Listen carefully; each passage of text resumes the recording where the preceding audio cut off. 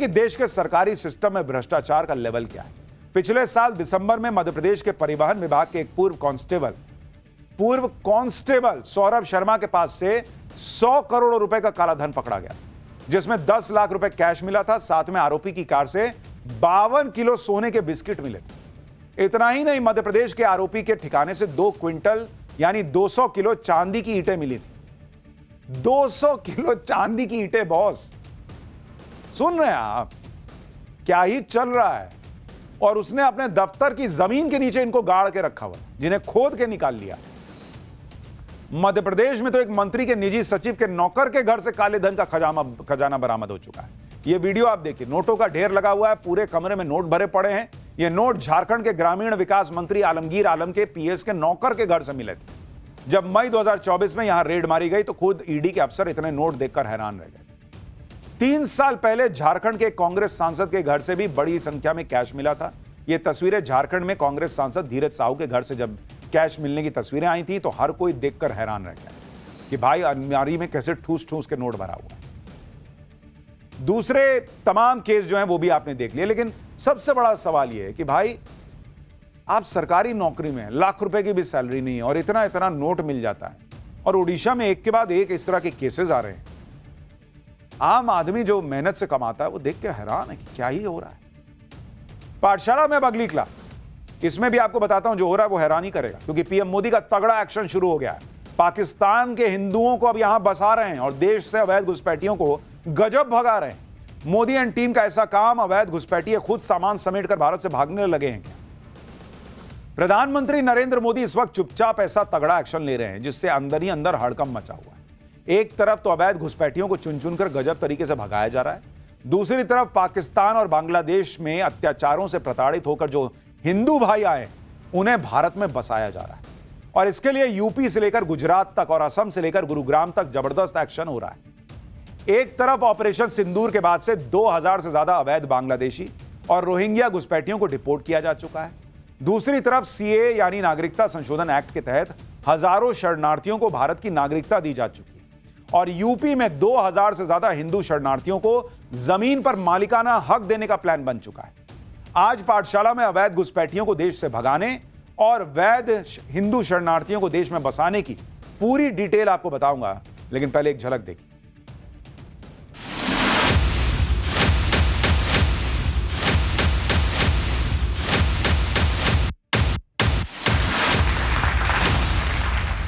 जमालपुर से है, बांग्लादेश में आया था। बहुत अच्छा है, हम लोग इंडिया का नागरिक हो गए, हम लोग अच्छा लग रहा है। बहुत अच्छा लग रहा है, गर्व महसूस हो रहा है। जो घुसपैठ करके आया है, न्याय संबद्ध कार्रवाई होती रहेगी।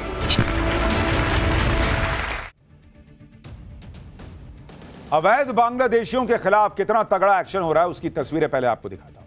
असम के बोंगाई गांव में पुलिस ने रेलवे स्टेशन पर अवैध बांग्लादेशियों की धरपकड़ के लिए अभियान चला दिया और अवैध तरीके से भारत पहुंचे 8 बांग्लादेशी नागरिकों को गिरफ्तार किया।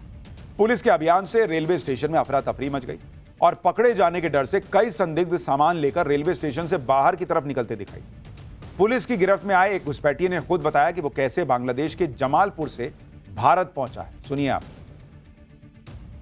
जमालपुर से है, बांग्लादेश में आया था। बांग्लादेश से इधर आया था?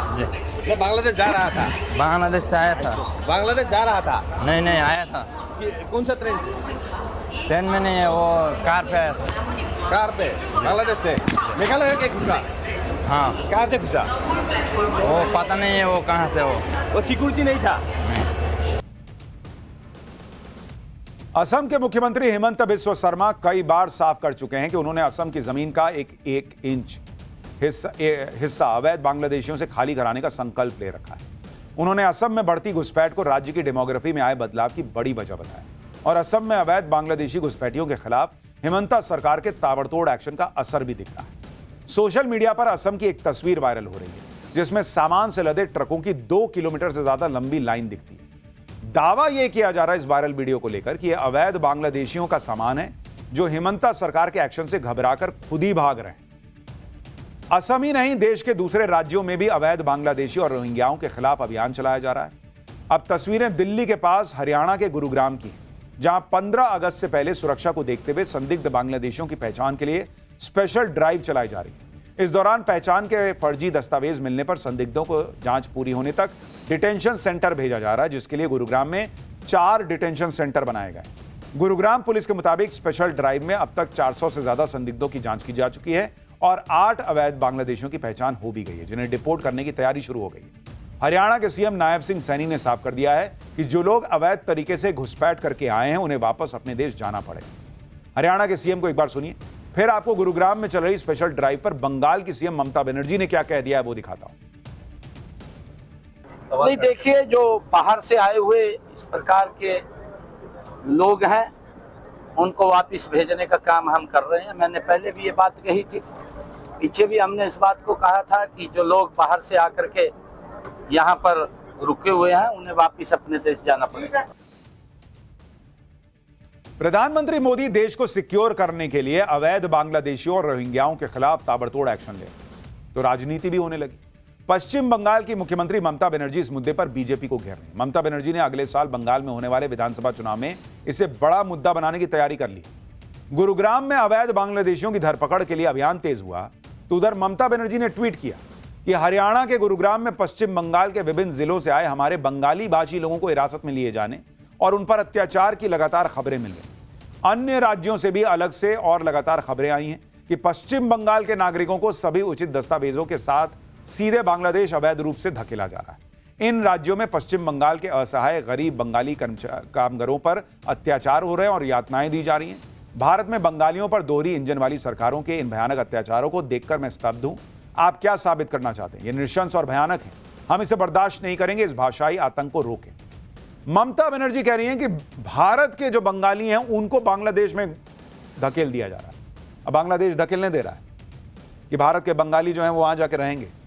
भाई उसको भी दिख रहा होगा ना कि ये बांग्लादेश का नागरिक है, तभी तो वो उधर जाने दे रहा है।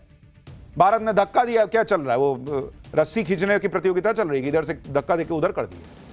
ममता बनर्जी भले ही पीएम मोदी के अवैध बांग्लादेशी घुसपैठियों के खिलाफ एक्शन को लेकर नैरेटिव सेट कर रही, लेकिन पीएम मोदी पिछले दिनों बंगाल दौरे में एक बार फिर यह क्लियर कर चुके हैं कि जो घुसपैठ करके आया है उस पर कार्रवाई तो होके रहेगी। पीएम मोदी का यह बयान बड़ा वायरल भी हुआ, लेकिन एक बार उसको फिर से सुनिए। और यूपी के सीएम योगी अवैध बांग्लादेशियों के खिलाफ बुलडोजर एक्शन के बीच हिंदू शरणार्थियों को क्या तोहफा देने जा रहे हैं, इसके बाद वो बता। जो भारत का नागरिक नहीं है, फिर से सुन लीजिए, जो भारत का नागरिक नहीं है, जो घुसपैठ करके आया है, उसके साथ भारत के संविधान के तहत न्याय संबद्ध कार्रवाई होती रहेगी। यूपी में भी अवैध बांग्लादेशियों और रोहिंग्याओं की धरपकड़ का अभियान तेजी से चल रहा है। घुसपैठियों की अवैध इमारतों पर नॉन स्टॉप बुलडोजर एक्शन हो रहा है, लेकिन दूसरी तरफ योगी सरकार ने बांग्लादेश से आए शरणार्थियों को बड़ी राहत देने का प्लान भी मंजूर कर दिया है।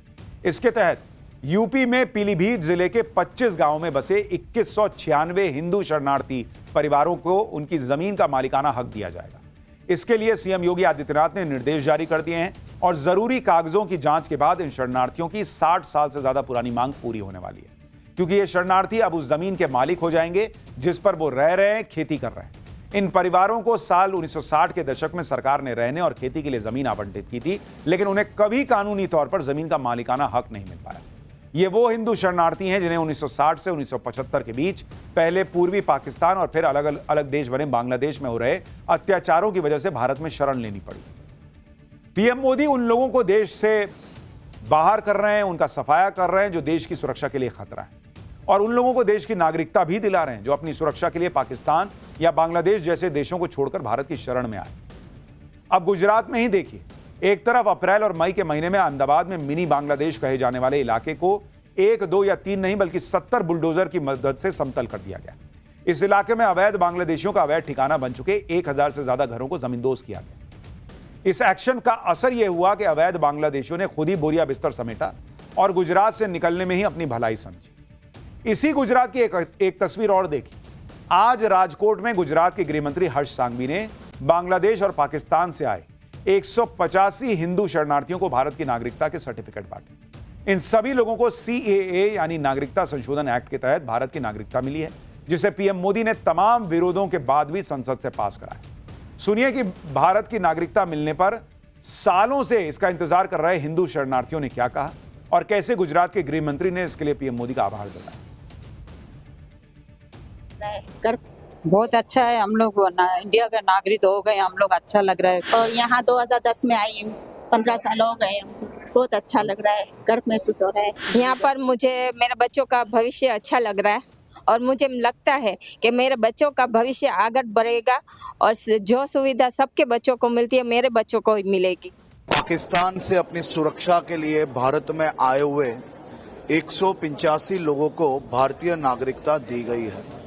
मैं देश के प्रधानमंत्री श्री नरेंद्र भाई मोदी जी का बहुत बहुत आभार मानता हूं, जिन्होंने CAA कानून लाने के माध्यम से आज ऐसे हजारों हिंदू, सिख, ईसाई, बौद्ध, जैन जो पाकिस्तान, बांग्लादेश और अफगानिस्तान से खासतौर पे भारत आए हुए इन सभी लोगों को CAA के माध्यम से उनको नागरिकता मिल रही है। यानी एक तरफ अवैध नागरिक देश से भगाए जा रहे हैं और पाकिस्तान और बांग्लादेश में जो हिंदू थे, जिन्हें प्रताड़ित किया गया, जो भारत में शरण लिए हुए थे, उन्हें भारत की नागरिकता दी जा रही है। गाजियाबाद में डिलीवरी बॉय बनकर आए 2 बदमाशों ने एक ज्वेलरी शॉप में घुसकर दिन दहाड़े लूट को अंजाम दे दिया। यह पूरी घटना CCTV कैमरे में रिकॉर्ड हुई है, जिसमें दिख रहा है कि दोनों हथियारबंद लुटेरों ने स्विगी और ब्लिंकिट की ड्रेस पहनी हुई और चेहरा छिपाने के लिए हेलमेट पहना हुआ। सिर्फ 6 मिनट में करीब करोड़ों रुपए के गहने लेकर यह बदमाश फरार भी हो गए। लेकिन आप देखिए कितने शातिर थे कि ब्लिंकिट और स्विगी की ड्रेस पहन ली, लोग सोच रहे हैं कि भाई डिलीवरी करने आया है, और वहां पर लूट करके जो है ये भाग गए। तो इन कंपनियों को भी कुछ ऐसा करना चाहिए भाई कि भाई कोई जेन्युइन उनका डिलीवरी बॉय आ रहा है, इसको आदमी कैसे पहचाने, क्योंकि इन कंपनियों का तो दोष नहीं है, इनकी ड्रेस तो कोई भी बनवा सकता है। और आपके घर पर भी अगर कोई डिलीवरी बॉय आता है तो थोड़ा सा संभल कर